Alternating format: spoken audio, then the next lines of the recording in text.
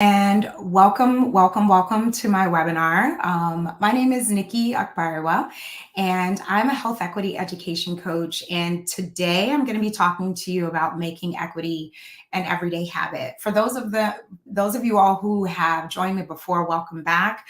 I hope it's been a wonderful experience for you. And for those of you who are new, welcome. I'm glad that you're here with me. I do my webinars in a really laid back kind of a way. I like to learn with you. I like to really be engaged in the content. I'm really thoughtful about what I create. So hopefully this will be meaningful for you. If you would like to learn a little bit more about who I am, I have put my QR code here so you can scan it. And with my QR code, there comes my links to all my social media platforms, upcoming events, my workbook, which I'll talk about a little bit more in a minute or two. But let's go ahead and just dive right into our content for today. So I want to talk to you a little bit about my coach leadership journey because it is really foundational to health equity for me. It's foundational in my life. I became a certified coach over 10 years ago. I did a training. I did 2 amazing coach sessions, sat for the boards because I really wanted to be a more human-centered, human-focused practitioner. What I found is that coaching is really all about discovering what drives us. So I became a coach actually when I started as a nurse. So gosh, I guess that's more than 10 years ago, but very close to that time, I learned about it and became a part of this world because wholeness and being my true and whole authentic self was really important to me. And I'm seeing that more now with nurses that we are really wanting to bring all of ourselves to this practice, not just what we believe to be only nursing related things. And somatic awareness, I talked about this in my webinar before on belonging, that somatic awareness is really, really important when we're thinking about health equity because so much of what happens much of the time is we have our cognitive processes that are going and we're just, thinking really hard about how to do things. And sometimes there's a disconnect between our body and our brain. And so bringing those two together was really a big part of my coach leadership journey. And also coach leadership is about creating appreciative inquiry, which is really this asset-based approach to organizational and social engagement that helps us to utilize questions, right? And dialogue. You'll see I'm big on dialogue to help persons uncover existing strengths and advantages, opportunities in their communities and organizations and beyond. And last and finally, coaching for me has really been about healing. At the end of the day, as a nurse and as a health equity education coach, I can tell you I've definitely encountered my fair share and more of experiences where I've had secondary trauma, where I have felt really harmed in, the practice of nursing. And coming back to coaching always reminds me that this is how I, again, can bring my full self to this practice. So as a health equity education coach, it's really my job to help guide nurses as leaders towards asking themselves better questions, right, about the gaps in health equity, especially in academic and clinical spaces, so we can get better, so we can have more timely and efficient answers to these large challenges that we're seeing in our health systems. So that leads me to my mission. And it changes. I'll be honest with you. You're like, your mission changes. It absolutely does. Just like my skill set continues to evolve, so does my mission and my vision. And my mission is to guide nursing schools toward braving structural inequities by fostering coach leadership. And I'll be talking about coach leadership as a process throughout our webinar during this time. So you'll get a sense of what I mean by this. I alluded to before that I wrote a workbook. I wrote this really as a letter to clinicians. It was inspired by a friend of mine who was the dean for DEI at the University of Washington at the time. This was several years ago. And I really said to myself, this is something that's not quite there. We don't have this yet. So let me bring something to the table. And I really thought of this for clinical instructors and clinical coordinators and really clinical leaders to give them real life learning and teaching strategies so that they could talk to students, our nursing students, a little bit more effectively about social justice and to address and identify microaggressions and unconscious bias. So if you're looking for sort of a table copy pocket book to thinking through these these concepts, especially just from an individual perspective, I would say this is a great way to get the conversation started. And I've also put my link there as well if you are interested in this workbook too. So let's talk about who this webinar is for.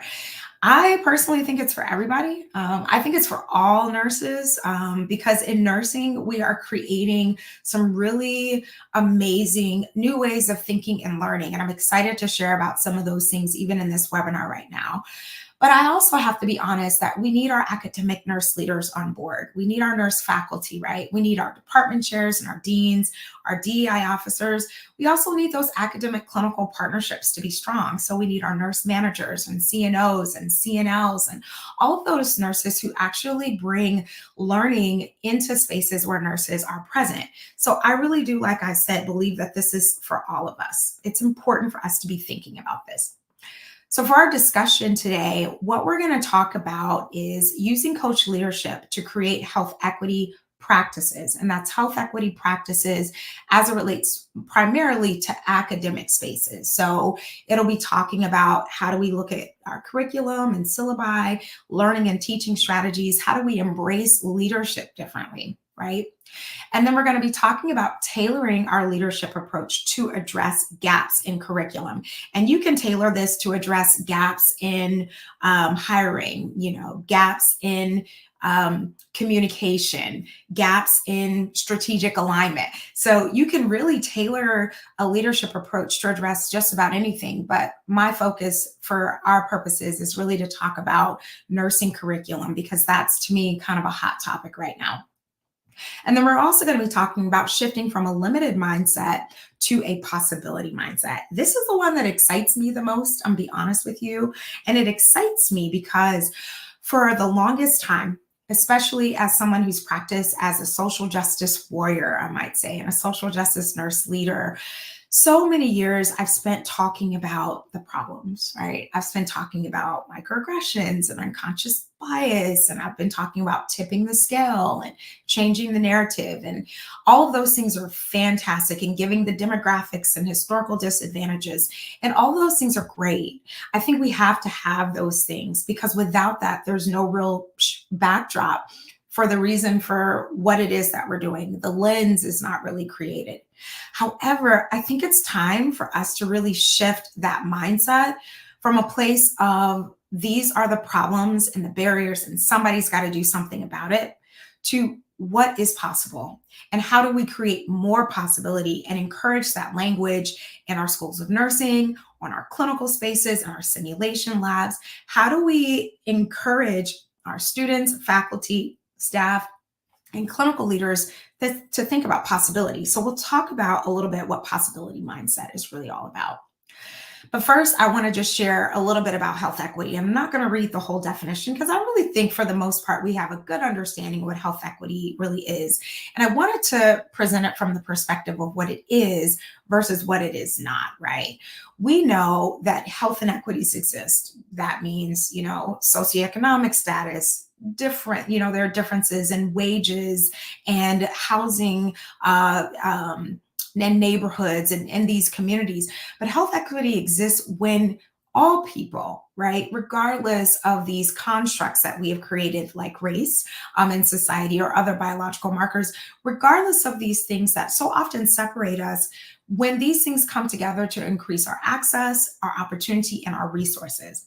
The one thing I wanted to point out here, because this is really pivotal in the way we contextualize and talk about health equity these days, is we need to start getting more comfortable talking about the upstream challenges, like social and political determinants of health, because those kinds of challenges are really the things that have the most detrimental impact on communities. And so if we live in a space and place of where we talk more about individual behavioral problems and challenges, we never will really actualize how health equity can be for all persons that live in the United States and globally as well. So as nurses, let us dive into the upstream portion of thinking about health equity, the social, the political, environmental determinants of health that keep us from being able to be our best selves and show up as our best selves as nurses, keep us from being whole, right? And having those connections that we really need so that we know that we've created spaces and places where persons belong. So, one thing that I think is important for us to think about is this concept of the groundwater metaphor. Now, this may not be new to you at all. It probably isn't. It's just a metaphor. And there are many metaphors that will describe pretty much what I'm describing. This is just a metaphor that I really like to use to think about it. So, when we're looking at the groundwater metaphor, we're imagining a lake, right? In front of us, in front of our house, and we see one dead fish. So, we analyze this situation, we look at the fish to try to understand what caused the fish's illness. But the next day, half of the fish are dead. So, instead of analyzing the fish, we begin to analyze the lake to understand how it's contaminated. But then the next day, half of the fish are dead in the five nearby lakes. And this is probably like an epidemiologist is like, kind of like nightmare and dream, depending on where you sit in the conversation. And now you're analyzing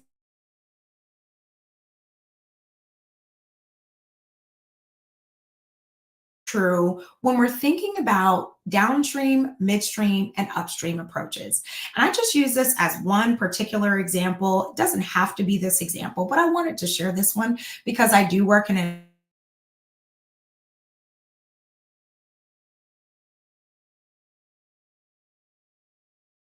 stream is where we may have less faculty of color or nurses of color that are in leadership positions or less faculty of color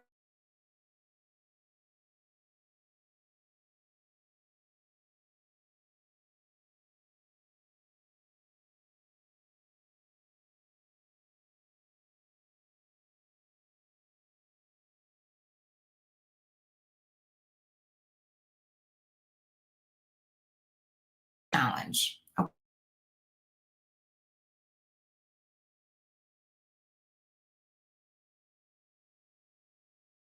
Midstream, like we would do if we saw the next day half of the fish are dead in the lake, we might see that there actually are qualified nurses of color, but they're less likely to be recruited or selected, right, for those leadership roles.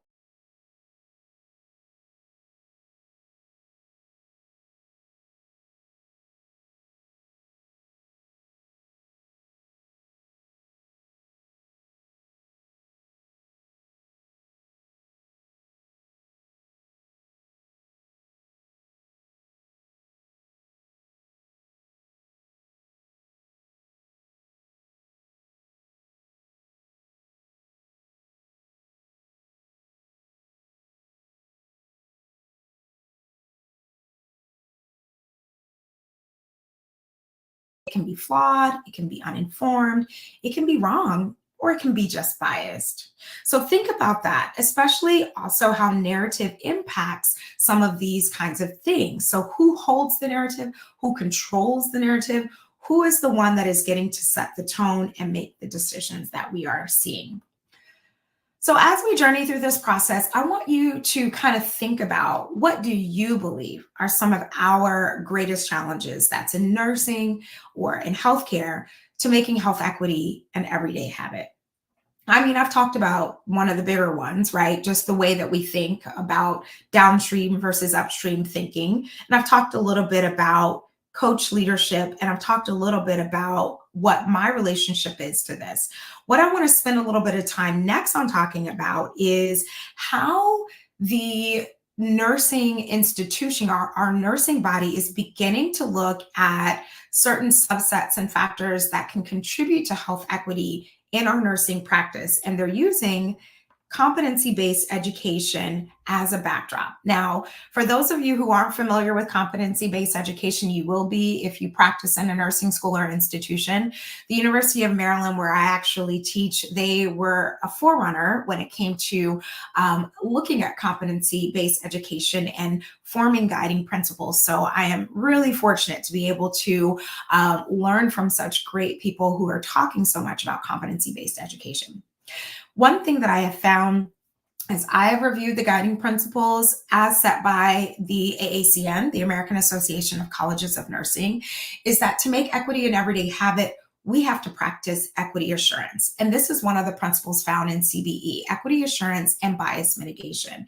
And what does that look like and what does that mean? Well, just one of the things that I circled here was considering replacing rankings with like honors and high pass and pass and fail to not competent, and I might actually alter that language to not yet competent or approaching competent and competent, right? And we're doing this so we can decrease some of those, that sense of competitiveness and that need to outdo and outstrip each other, and to increase transparency and a willingness to support each other and to support ourselves, right?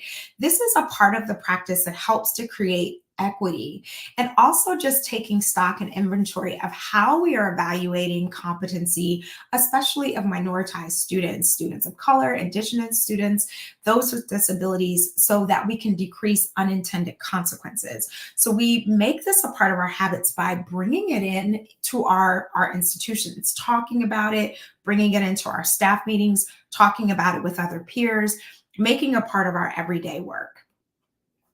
Now, this ties to me directly into leadership styles, because depending on what kinds of leadership styles you have in your organization, it may be easier or harder to really bring in this whole coach leadership process and really foster health equity being an everyday habit. Transactional leadership is the one we're probably most likely familiar with, because transactional leadership is the kind of leadership nursing has really been anchored on, right? Where we have really strict rules around how work gets done. We have lots of policies and protocols and practices. We have lots of bureaucracy and red tape, right? And not to say that this is a bad thing, because some of these things are absolutely necessary. We have to have a protocol around how we treat congestive heart failure or myocardial infarction, right? We have to have processes and steps to follow so that we all know which way that we need to go.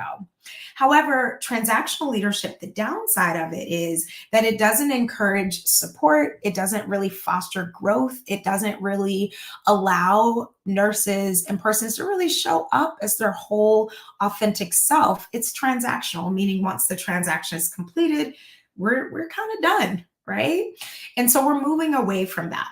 But another type of traditional leadership style worthy of addressing is autocratic, where all the power lies with the leader. And this is often very common too in the kind of hierarchical structures we have in nursing. So in the clinical side, we have a nurse manager who might report to a CNO or someone in between. And the nurse manager is over all of the nurses on a unit and all of the staff that are employed there. So all the power lies with the leader. So if this is a great leader, maybe that's a great thing. But if this is someone that has undeveloped leadership skills, this may not be the greatest way to do this. And then there's also laissez-faire, where the responsibility and power falls on employee shoulders. And this is another option. So this may be an option where you have persons in an organization who have been there for a really long time, who know their job, who are invested in the mission and the vision and the values of the organization, who are willing to integrate and act upon those things without needing encouragement or direction. But let's be honest, in nursing, we know that we have new people, we have shifts and change and movement and all kinds of different things. And so for us, it's really important that we take into consideration how we are looking at our leadership styles, how we are governing and allowing these things to be present. So again, back to our AACN, and I didn't even bring up the essentials here, but the essentials also are really, really full of practices of health equity. But again, back to our guiding principles for competency-based education, coaching is a part of it. In decision-making processes, we're encouraging more feedback. We're encouraging the use of coaching methods, which I'd love to share more about with you, and creating more coachable opportunities and moments. This is how we really begin to make equity an everyday habit, by integrating some of these things, however, slowly, however quickly, by integrating these things into the process. Now, the types of leadership styles that really encourage me are, of course, the motivational leadership styles. And these are the ones in which we get the most motivation, right? We get the biggest bang for our buck. So in these styles of leadership, you have transformational and you have coaching. So in transformational leadership, we are inspiring teams to go above and beyond to reach their goals. Those are things you don't really see in transactional, autocratic, or laissez faire type of leadership, right? Most of the times in those styles, which still dominate in a lot of our clinical and academic spaces, persons are really just coming, doing what they need to do, maybe investing where they feel like they're going to get a payoff, and then they kind of stop. But in transformational, it's really about how do I help you to reach your goals? How do I help you to see how much you are valued in this organization, how much you belong, how much your authentic self is really important to us. In transformational and coaching leadership, they have a lot in common, thus the arrow that I put here in between. Coaching really emphasizes the development and support and empowerment of individuals within a team. And this goes hand in hand with inspiration and motivation because it's really, again, offering that feedback, offering that support, and guiding. And again, the thing that, oftentimes, persons may ask me is like, well, Nikki, I'm not a coach. I didn't go to school. I didn't get, certified for this. I believe that all of us, especially for educators, we have the ability to be good coaches as well. We already develop and we know how to support. And if we want to, we can empower. We can step away from some of those styles that we've been used to using, which is sort of top down, which is I'm the teacher, you're the student, and really embrace some of these forms that really help our students and our nurses to really grow and be better. Making equity an everyday habit is something that I've been looking at for a while. And I just want to share some of the places that I've been able to help reinforce these concepts. So I've been able to do so here at my own University of Maryland. I assisted with the Together We Commit, Together We Act campaign that happened about 3 years ago. And I'm involved in some other ongoing great things to help aid in culturally responsive practices. And I've done some faculty development also at the University of Washington School of Nursing, my alma mater. I've helped with some conversations around creating equity tools at Johns Hopkins School of Nursing and how to bring these into clinical instructor dialogue. And I've been a part of Project Echo on addressing racism in nursing. And I've done other, kinds of work, but these are some of the ones that really stick out to me because it's really about centering equity and how do we bring that into our everyday practices. So I wanted to take a moment and just kind of touch again on what is coach leadership. Well, coach leadership is where leaders really adopt these coaching techniques, right, to help team members reach their full potential, to enhance their skills, to achieve their goals. Like we were saying before, it's all about empowerment. And the coach leader focuses on facilitating learning, fostering positive work environments, and promoting personal and professional growth. Which one of these things are we not able to do as nurses? Nurses are incredible, right? So it's really up to us to determine if this is the work that we really want to do. If this is how we want to do the work, then we are able to adopt these coaching techniques. And in future webinars, I'll tell you a little bit more about the coaching techniques that I use, if that's something that would be of interest to you. What I can tell you, though, is that I use these techniques with my students. I use this in the classroom, and I use these to talk about health equity, social justice across the spectrum, because this is what nurses are really, really needing. And it has really been very beneficial. So let's talk a little bit more about health equity education coaching. What does that mean? That's what I am. That's what I'm doing, right? Well, what I really am doing is providing nurse faculty with these culturally responsive classroom strategies. So a lot of the times, I think what happens is we're busy, we're inundated with information. We're like, where do we go? How do we start? Do I do what my colleague is doing? Do I do something different? What does it look like? What does it mean? That's what I'm here for, is to help give those frameworks. And just using an example of a culturally responsive classroom strategy, rewording language from a more colonized mindset, I might say, to a more equity mindset. So what does that look like? What does that mean? So that may look like changing language from, calling groups minorities to saying they have been minoritized, right?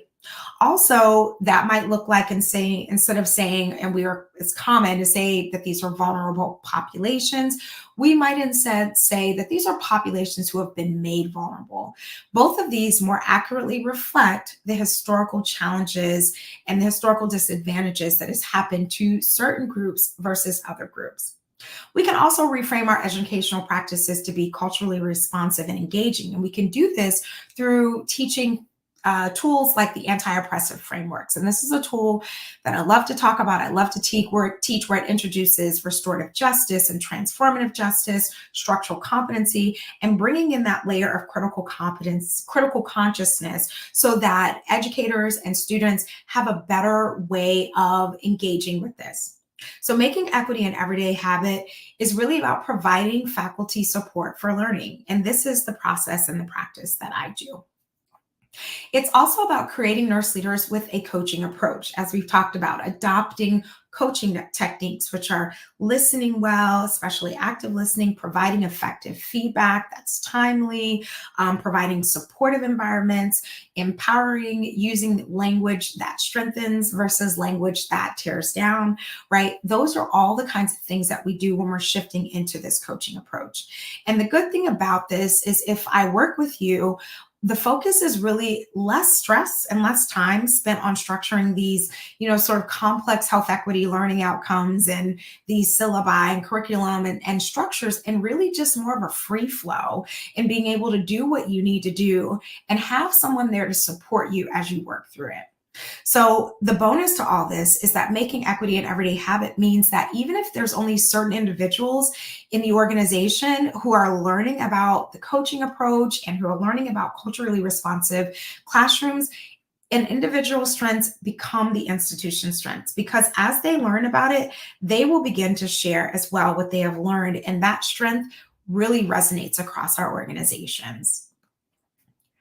So, what I offer are three different ways of approaching health equity. One is looking at theory to practice social justice education, and I'll talk about that, healing space workshops, and just simply health equity education coaching. So, let's talk a little bit more about what this really means and what it does. So, the theory to practice social justice education, a lot of what we talk about when it comes to health equity, people say it just sounds way out there. It sounds unachievable. It sounds far away. I don't know how we're going to make this work. My job is to help bring that theory into practice. So, what we've already seen that's happening as many nursing institutions and higher educational institutions and institutions in general are looking at health equity is many of them are saying, okay, gosh, we need to select textbooks and course materials that include multiple perspectives and diverse representation, right? So, from racial and ethnic and SES and religion and abilities, all of those different things, I can collaborate with you and help you to do those things. And also just collaborating with students, and helping you to prioritize what's really needed to create a more hands-on and holistic approach to teaching health equity or bringing that into the conversation. Making health equity an everyday habit also reduces the curricular trauma, right, on historically minoritized students. A lot of the times, what happens is we don't take care as we're learning how to do this really important work. And sometimes we cause more harm than good. We don't mean to, right? But sometimes in our efforts to make health equity and social justice as part of these conversations, we lean in on persons who are already minoritized and say, hey, you teach us how to be better. You teach us how to be. You're right here. I can step back out of the teacher role. I don't have to learn this as well. I'm going to give this to you and just sort of walk away. Well, that's a way of weaponizing your power and giving the onus of learning about these really important practices back to a group of persons who have had to carry this burden for so long. So my goal is to help you to think through how not to weaponize your tools and how to really create equity and academic discipline in the way that you do things so that you're not re-traumatizing. Also, I talked about healing space workshops. These are workshops that I absolutely love because there's a great energy of coaching. I have two other wonderful, and they are nurse coaches. Unlike myself, I'm not specifically a nurse coach. I'm more of an executive life wellness coach. But what we've done over these past 3 years with nurses has been nothing short of amazing. We've been doing these healing space dialogues, and in these healing space dialogues or workshop, we bring the energy of coaching as a major driver of how we can heal together in community. So one of the first things we do is we start with community agreements that connect us, help us to know that we are in the same space together, right? And then we have content that intersects personal and systemic challenges. Remember when I talked about that somatic awareness and the wholeness, like in the very beginning? This is the part where this comes in, because a lot of the times people tap out cognitively when they start to hear things like racial justice or, white privilege or white supremacy. That kind of language is very charged. And if not done in a careful way, and if not curated in a correct way, most of the times people tap out and they zone out. But we bring this into a very mindful approach.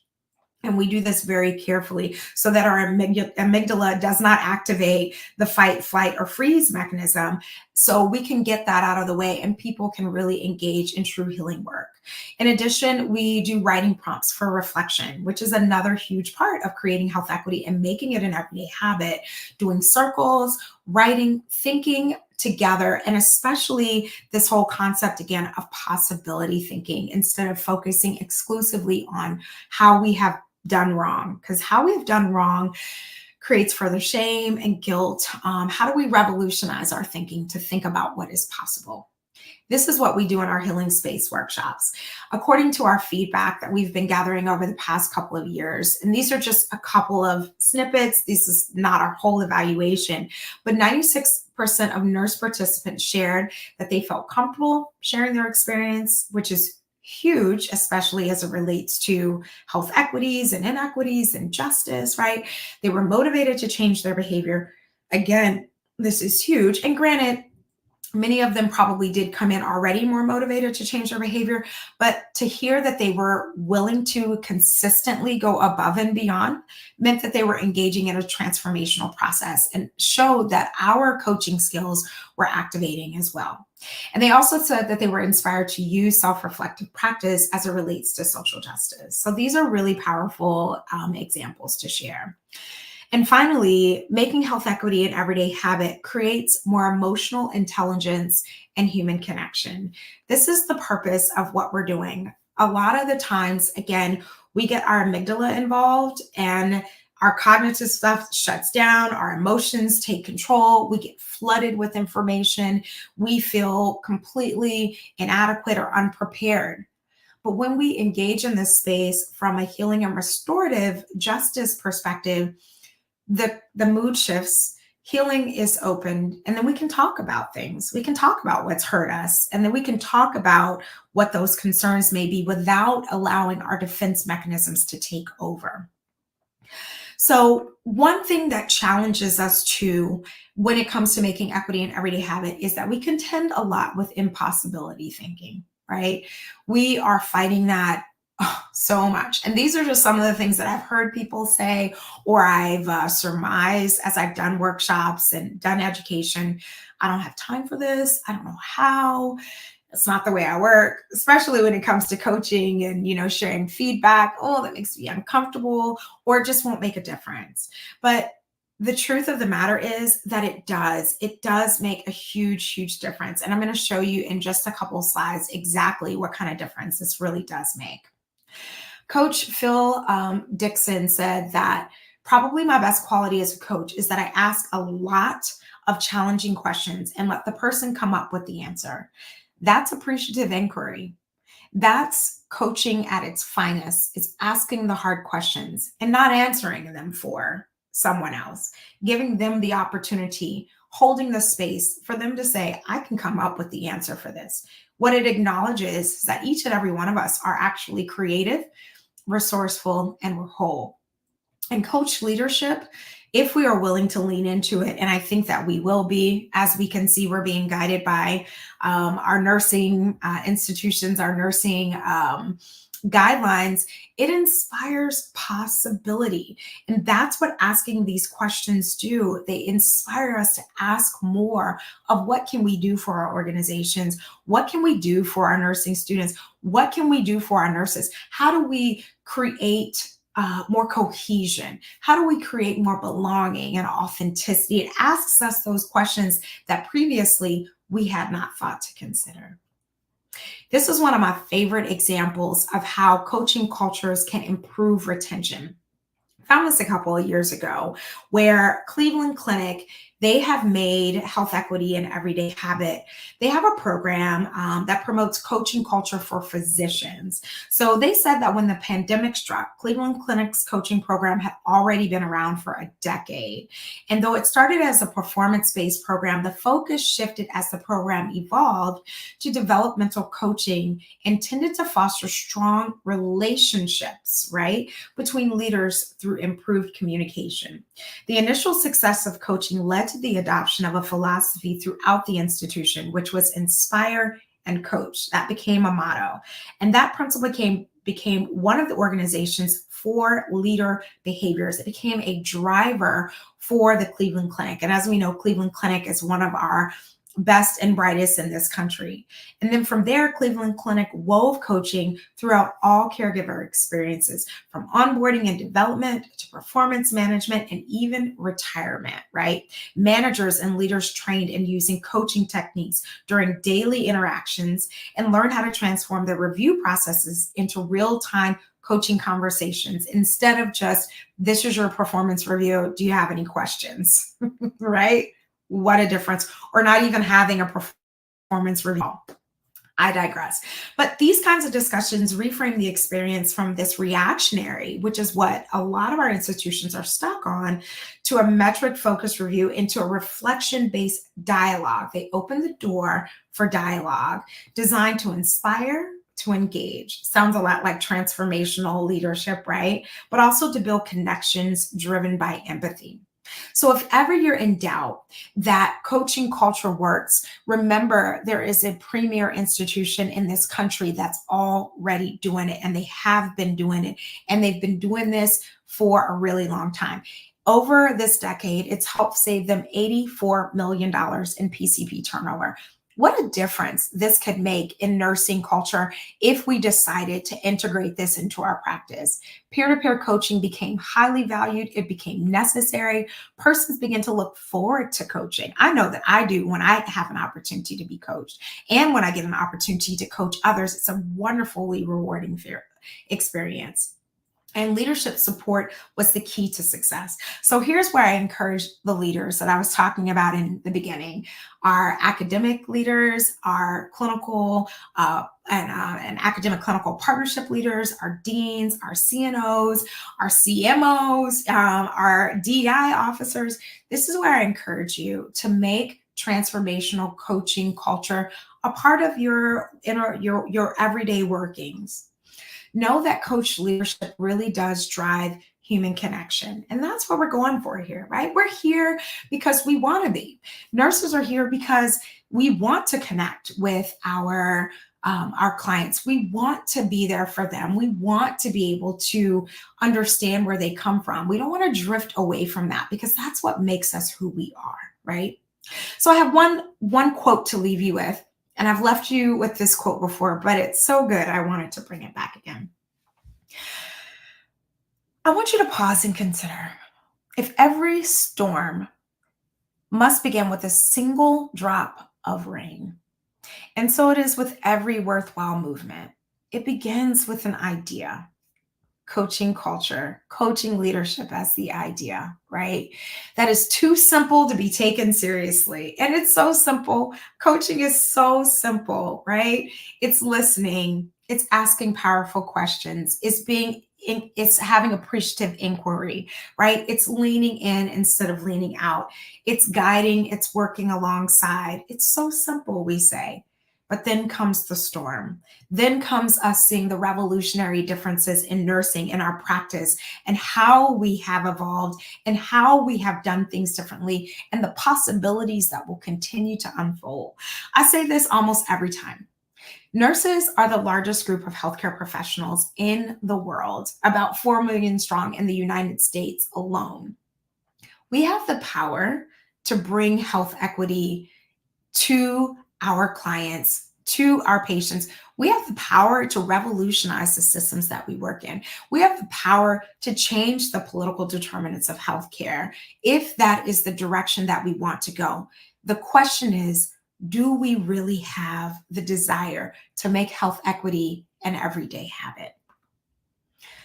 In closing, I just want to say, just to give you a look ahead, I love doing these webinars. They are so fun for me. So look forward to more free webinars, some free professional development opportunities about things that you probably don't get a chance to think about or talk about with your other colleagues. Please share if you have appreciated or learned anything. Share this webinar, share about who I am. I am on all social media platforms.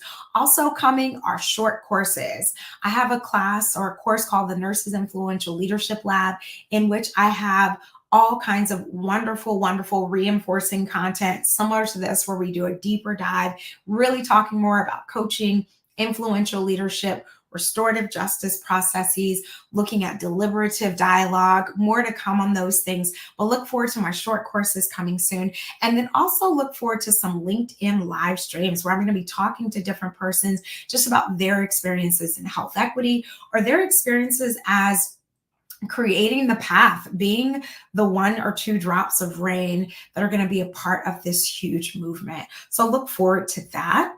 And lastly, I would love if you joined our next Healing Space Dialogue, which is going to be on February 10th at 8:30 a.m. Pacific Standard Time, 11:30 a.m. Eastern Time. These are phenomenal. You don't want to miss it. You can scan the QR code here and click on the first link, and it should take you to that registration page so that you can be a part of that. Our Healing Space workshops currently do offer CEs for nurses.